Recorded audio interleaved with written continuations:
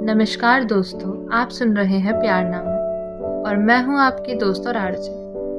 आज हम लाए हैं एक खास कहानी, एक रेडियो नाटक जिसका नाम है मोहब्बत के पुराने खत। ये सिर्फ कागज़ों की कहानी नहीं, बल्कि उन जज्बातों की दास्तां है जो शब्दों में तो सिमट जाती हैं, लेकिन दिल से कभी मिटाई नहीं जाती। तो चलिए शुरू करते हैं ये सफ़र। मेरी फाइल कहाँ रखी है? अरे यार, ये रामू काका सारे न्यूज़पेपर एक जगह रख देते हैं। पता नहीं कहाँ पे छोड़ दी इनने मेरी फाइल। ये किसका खत है? मीरा का?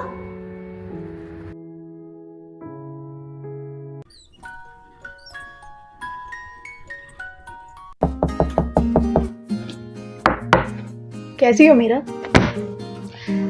मैं तो अच्छी हूँ, तुम अपने हाल का सोचो। आरव, तुम्हें 2 मंथ हो चुके हैं ये लाइब्रेरी ज्वाइन किए हुए, पर फिर भी आज आप फिर से लेट है। किताब वापस करने का वक्त खत्म हो चुका है। फाइन भरना फिर से। फाइन तो भर दूंगा, पर सोचो, जो किताब तुम्हारे हाथों से मिली हो उसके लिए फाइन भरना भी तो एक तोहफे के बराबर होगा। रहने दो तुम।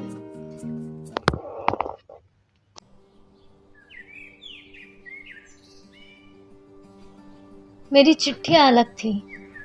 हर खत में एक छोटी सी बात, एक अधूरी कहानी या एक छुपा हुआ दर्द, जैसे वो कागज मेरे दिल की आवाज हो। अरे वाह मीरा, कितनी अच्छी शायरी थी, पर मैं पूरी नहीं सुन पाया। जरा फिर से सुनाओगी? आरव, तुम जानते हो ना, कुछ बातें वक्त से पहले कहना मुश्किल होता है। फिर भी मीरा, हर बार तुम्हारी बातें एक राज बन जाती हैं। कभी तो मुझे बताओगी। आरव, मेरी हर एक कहानी मेरी चिट्ठियों में लिखी होती है और वो उसी में ही राज रह जाती है।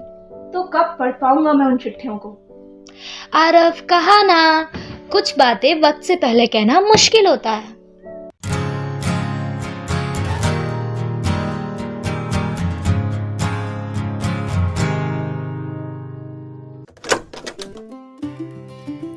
तुम्हें पता है मीरा, मेरी नौकरी लग गई है। कांग्रेचुलेशन आरव, ये तो बड़ी ही अच्छी बात है। मगर मुझे इस बात का दुख है कि मुझे शहर छोड़ के जाना पड़ेगा। उसमें दुखी क्या होना, और वैसे भी इस छोटे से शहर में रखा ही क्या था। क्या तुम्हें कोई फर्क नहीं पड़ेगा मेरे जाने से? फर्क? वो क्यों पड़ेगा? हम कौन सा ही इतने अच्छे दोस्त थे कि मुझे तुम्हारे जाने से फर्क पड़े।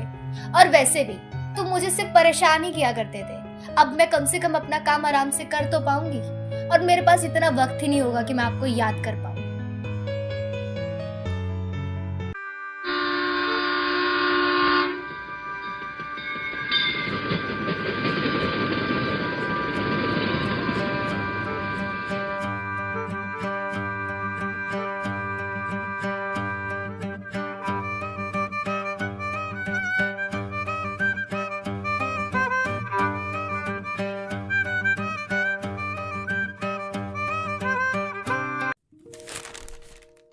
आरव, कैसे हो तुम?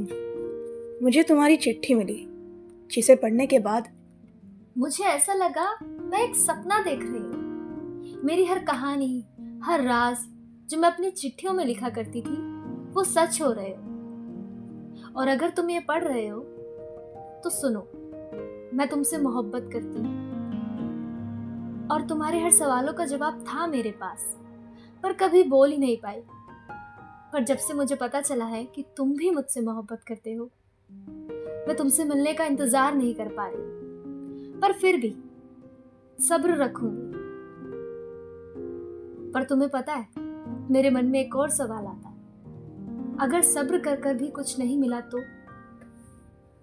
पर फिर भी मैं तुम्हारा इंतजार करूंगी। आना जरूर। मैं तुम्हारा इंतजार करूंगी। मैं आ रहा हूँ मीरा।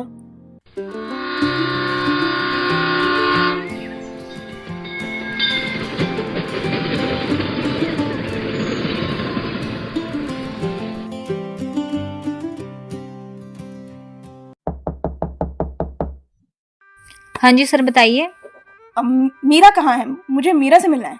आप कौन? मैं आरव हूँ। आप जाके जल्दी मीरा को बुलाइए। मैं उसका बहुत खास दोस्त हूँ और मुझे आज उससे मिलना है। अब मीरा जी लाइब्रेरी नहीं आती हैं, कभी कभार आती हैं, शायद आज वो लाइब्रेरी नहीं आई हैं। अरे नहीं नहीं, आज मीरा जी लाइब्रेरी आई हैं। वो बुक्स के साथ लास्ट रो में बैठी हैं। मीरा तो यहाँ है ही नहीं, पर उसकी डायरी। आरव तुम? हाँ, मैं आ गया मीरा। मुझे पूरा भरोसा था तुम जरूर आओगे, और तुम्हारे मोहब्बत का खत मैं रोज पढ़ा करती थी तुम्हारे इंतजार में।